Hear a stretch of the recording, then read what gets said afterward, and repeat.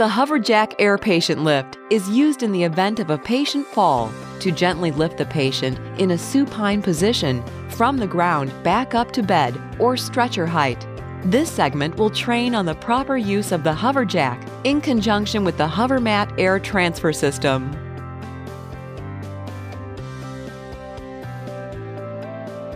The HoverJack air patient lift system includes the HoverJack patient lift and the HoverTech air supply, the same air supply used for the HoverMat transfer mattress. The HoverJack air patient lift has 4 inflation chambers.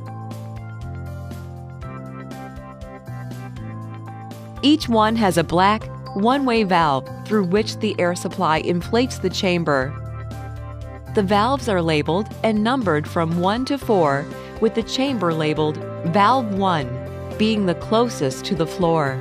Each chamber also has a red capped valve to be used for quick deflation. Always recap these valves after using the HoverJack to ensure that they are closed for the next use. It is not necessary to cap the black valves unless the patient will remain on the inflated HoverJack for an extended period of time. The HoverJack has 6 perimeter handles, 2 at the foot end, 2 at the head end, and 2 on each side.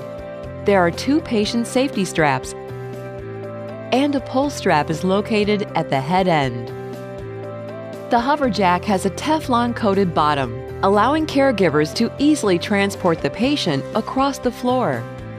The HoverJack has a weight capacity of 1,200 pounds and is latex-free. To clean the HoverJack, wipe it down after each use with the same cleaners or solutions your facility uses to clean stretcher pads and mattresses. It is important to note that the HoverJack cannot be machine laundered. To ensure that your HoverJack is easily accessible, HoverTech offers a wheeled storage and transport cart, which can also hold the air supply and HoverMat.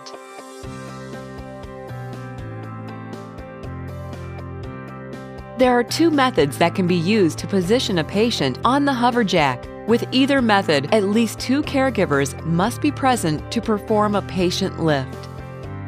One option is to log roll the patient onto the HoverJack. To do so, place the HoverJack as close to the patient's body as possible. Log roll the patient onto the deflated HoverJack, making certain that the patient's body is centered on the device. If a HoverMat is available, place it on top of the HoverJack so both can be positioned under the patient simultaneously.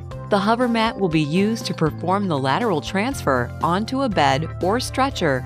If the patient has fallen in a hard-to-reach place, such as the bathroom, the HoverMat may be used to extract the patient from the space and to move him or her onto the deflated HoverJack. Secure as much of the HoverMat under the patient as possible with a log rolling technique. Inflate the HoverMat and move the patient from the fall site onto the deflated HoverJack. Glide the inflated HoverMat at an angle over the long edge of the deflated HoverJack. Make sure that the patient's body is centered and that his or her head is below the head end seam of the HoverJack. Deflate the HoverMat and disconnect the air supply hose.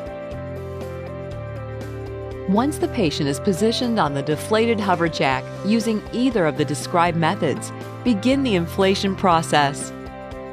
One caregiver should be positioned near the patient's head to reassure the patient and monitor the lift, while the other caregiver remains at the foot end to inflate the HoverJack. The HoverMat and HoverJack patient safety straps should be attached loosely around the patient, as the safety straps will become tighter when the topmost chamber is filled. Check that the red capped valves are fully closed. The inflation valves should not be capped. Check that the black Teflon-coated bottom side of the HoverJack is against the floor. Explain the inflation process to the patient. Begin inflating the HoverJack by placing the air supply hose over the inflation valve located on the air chamber against the floor, labeled Valve 1. Press the HoverJack button on the air supply to initiate airflow and begin inflation. To ensure that each HoverJack air chamber is fully inflated, remember to look, listen, and feel. Look, watch the chamber inflate. The patient's body will stop rising when the chamber is fully inflated. Listen. The sound of the air will change to a higher pitch once the chamber is fully inflated. Feel. The chamber should feel rock hard to the touch.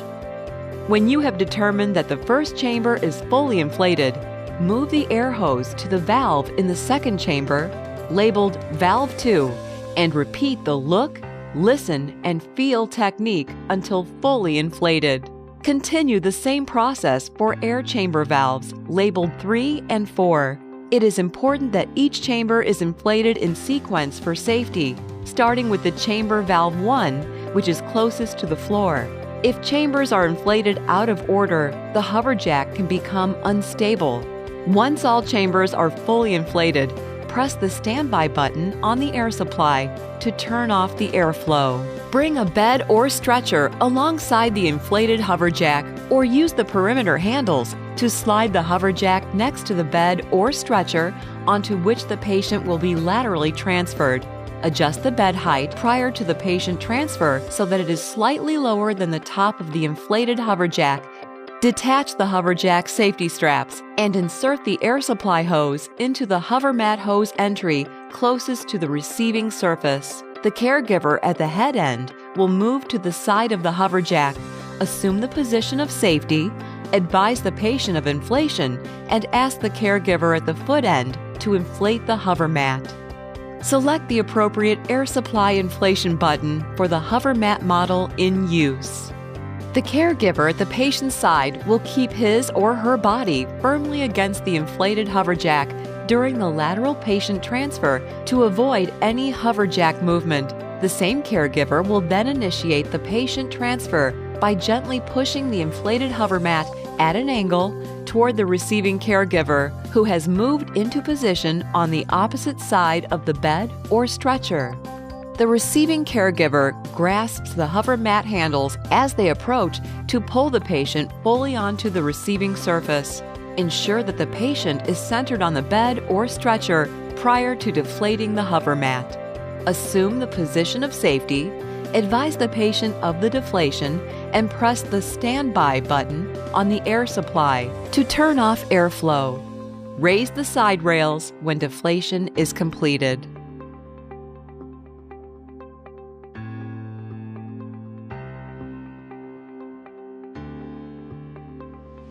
Additionally, it is important to note that the HoverJack Air Patient Lift and HoverMat Transfer Mattress can be used while performing CPR and with patients on a spinal board. Check with your state guidelines for appropriate spinal board use.